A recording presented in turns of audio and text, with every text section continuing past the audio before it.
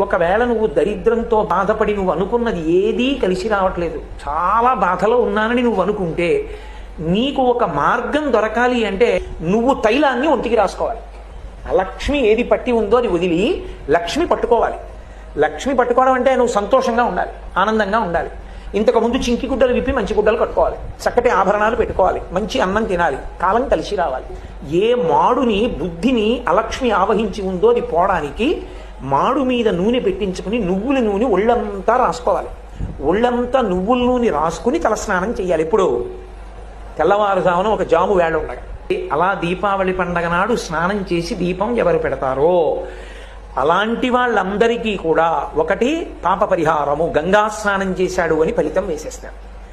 దక్షిణాయన పుణ్యకాలంలో కాశీ వెళ్లకుండా గంగా స్నానం సంకల్ప సహితంగా చెయ్యడానికి అవకాశం ఇవ్వగలిగినటువంటి తిథి ఒక్క దీపావళి అమావాస్య.